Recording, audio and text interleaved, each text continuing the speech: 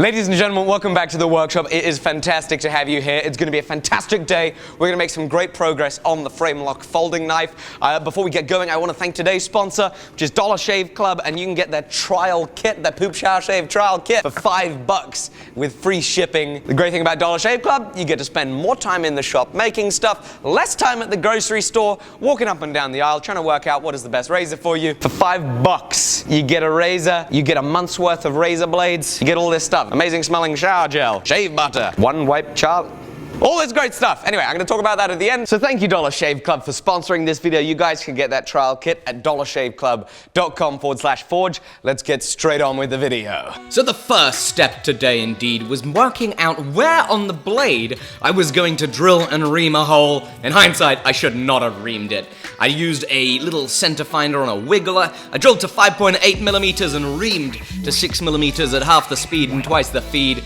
That was nice and easy, but of course, it needed some polishing up, so I polished it up and I checked the height to make sure that it was relatively flat. This would be like the perfect opportunity for a surface grinder.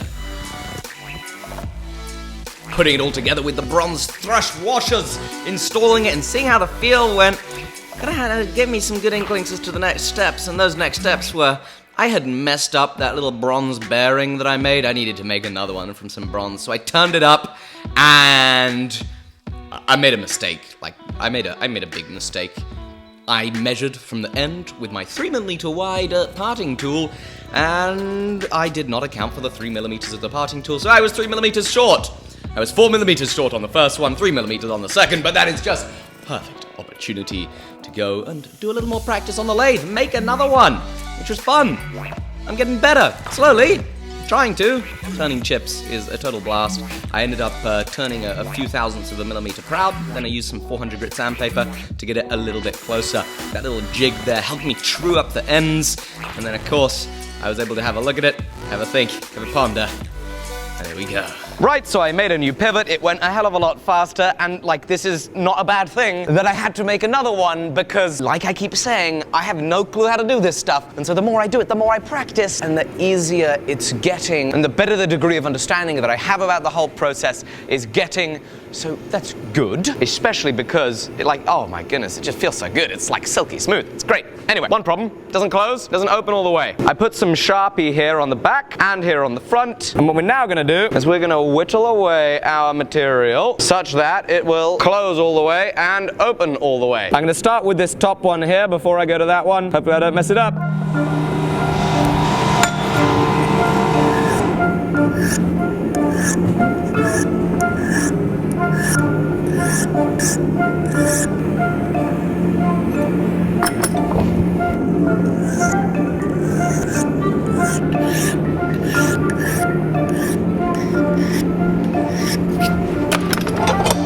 Right, little bit by little bit. I think we'll have it on this one. There we go. I like that. I think gives us enough to play with. Yeah, that's a nice look. That's a seriously that is a seriously nice look. Brill. So the thing is that now we still have to think about where our lock face is going to be on this, but we still need to somehow have clearance. So we've got some thunking to do. A little bit of thunking time. So here's my primary concern. Great, opens, but the reason I think I might have messed up is because when I close it, it's touching really heavily on the material that, okay, we do have plenty to shimmy down. We've got at least 3/16 of an inch to shimmy down, but that's material that's got to be the lock face. So what I'm going to do is, instead of trying to cut that away first, I'm going to take this apart, I'm going to bend that over, just spring it over, and I'm going to get in there and I'm going to polish it and flatten it and try and make it neat so that, okay, no matter what, I know where that lock face is, and all the rest of the tweaking is going to be done on that bad boy right there. We hope, unless we got to start again. When I used to be at Barker Street, there's a scrap yard next door, and one day one of the guys comes by with this vise, and he goes, "Hey mate," I'm not going to try and do his accent, I'm bad at accents. "Do you want this thing?" I'm like, "Yeah, go for it. What do you want for it?" "Tenner." Got this thing for £10, isn't it beautiful? Put some old electrical tape there.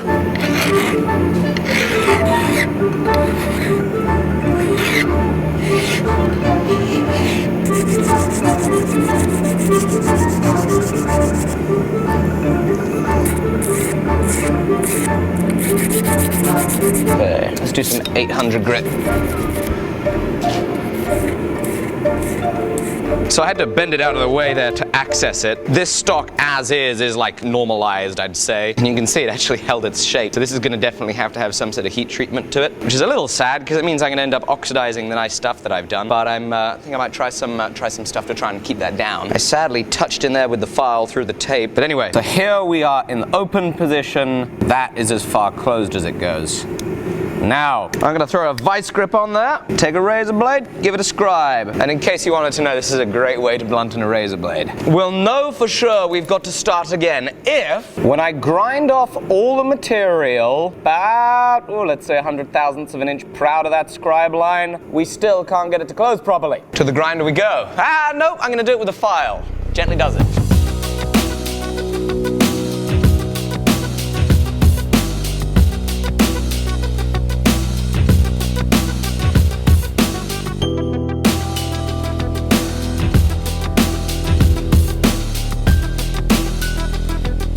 Okay, I'm just getting so giddy right now. Obviously, there is no lock and there is no detent. You know, it's all tight enough in there that it can flick over. But once I have that blade edge forged, there's not going to be any friction, and so you can't build up enough tension, go past it, and really whip that thing out of there. So we're going to make a detent. What is a detent? Well, if you imagine that this is our lock bar here, and this is the blade itself, if we take a little ball, shove it in our lock bar, and at the right place on the blade, have a little divot, then with the spring of the lock bar here, when our blade reaches this little ball here, it will stick in there and mean that to get past on the way out, you have to overcome the tension of the spring enough that the ball rolls, or not rolls, but slips out of there. Now, don't think I'm being too confident in what it is I'm doing here, because I don't even know if I'm going to have a little ball that I can put in there. What I do have are some bearings here. Now, I really do worry that the balls inside here are going to be way too huge, but the worst thing that happens is I just destroy one bearing. So, to the angle grinder. Oh yeah, that's not going to work. Yeah, these ball bearings are way too big. That's a little better. Oh no, the balls went everywhere. As you can see, that's a little bit smaller than the other one. I'd like it to be a hell of a lot smaller, like a quarter of the size. It'll work. Wait a second. Found a smaller bearing.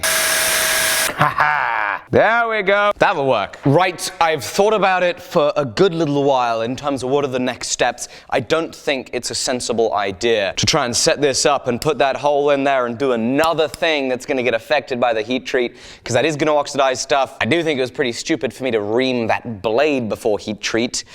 I'm going to get the heat treat over and done with. Now, for me to get the heat treat over and done with, I need to have the blade rough ground. And so the first thing that I'm going to do is I'm going to put on an 8-inch contact wheel. I'm going to do the rough 36 grit hollow grind on the blade. And then we're going to go into the hardening, the heat treat, the hardening and the tempering of the blade. And then I've decided I'm going to do a localized heat here for the lock bar spring so that we don't oxidize any of the rest. I'm going to do a localized hardening heat treat right there, because that definitely needs to be hardened. So, onto the blade grinding.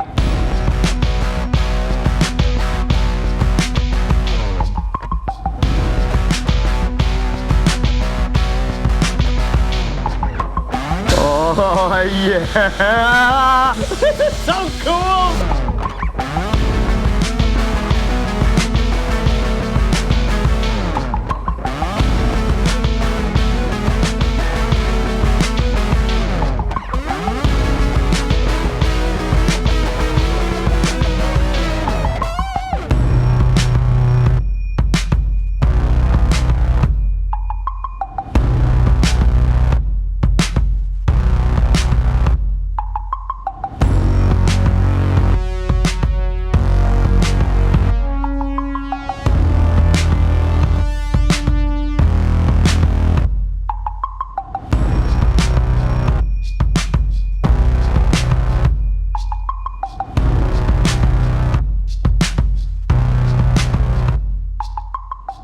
Okay, so what I have done is I've wrapped the important stuff with 0.71mm wire, and this is a solution of borax in water, taking these tips from ClickSpring, make sure you check him out, I'm now going to go into the heat treat with this. Hopefully all the surface area of this wire is going to be reacting with the oxygen while the important stuff below it is not, and hopefully, at least according to ClickSpring, the borax solution is going to help reduce oxidation itself. Also, into the forge we go. In we go, normalizing cycle number 1.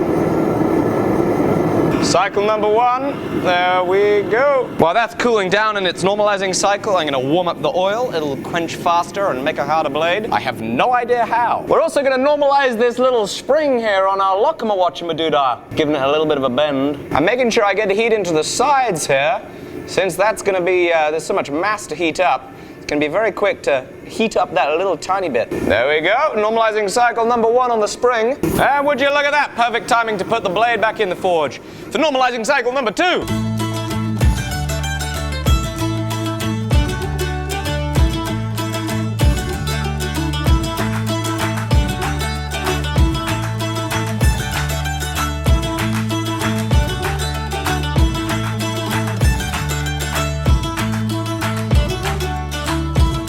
So here we are out of the heat treat. I'm now going to polish this up with some sandpaper before we do any more grinding. Got the blade polished up to 1,000 grit or so on the flats, which is fabulous, but it took a long time. And here, out of the tempering oven. Now, the blade, I did just about 200 degrees, 195 degrees Celsius or so, for about an hour and a half. This here, I went like full max out, high precision tempering oven. I went max on the oven. So it's like 260 degrees Celsius, and I did that for an extra half hour than the blade. That'll hopefully mean that our spring is just nice and skookum. You can see it makes a nice springy noise when I, dink. Outstanding. This is how much I have it sitting out naturally. I hope that's an appropriate amount. We'll see. So, of course, this is very exciting because it's going to take just a little bit. By the way, grinding this concave, way easier than I thought. It's going to take just a little work to get that edge just where it needs to be. We are making amazing progress. I want to thank again today's sponsor, which is Dollar Shave Club. You can get this, all these high-quality razor blades, this wonderful skookum and ergonomic razor handle. Have a smell of this. Ooh, that smells good. Their body cleanser, their shave butter, this stuff's freaking good. As well as their One Wipe Charlies. I think this is for cleaning mill tables. I think. Yeah, I'm sure it is. Still can't get enough of this smell. This is so good. Now, why is Dollar Shave Club probably really the right thing for you? If I get a good inkling as to who you are, you're probably somebody that's pretty similar to me.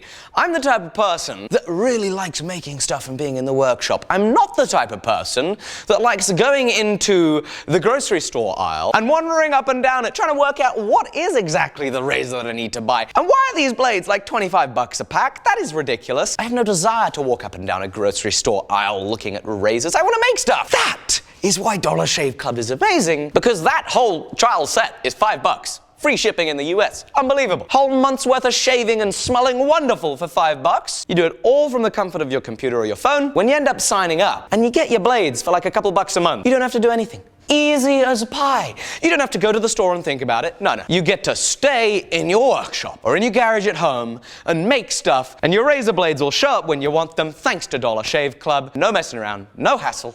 Easy peasy.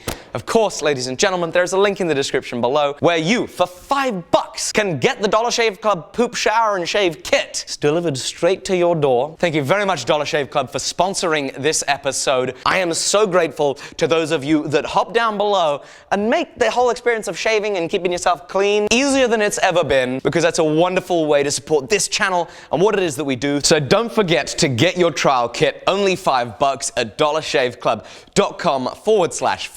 Thank you, Dollar Shave Club, for sponsoring this video, and thank you guys for watching. Be sure to hit that link. It's been a pleasure, and I'm going to see you very soon. Bye-bye.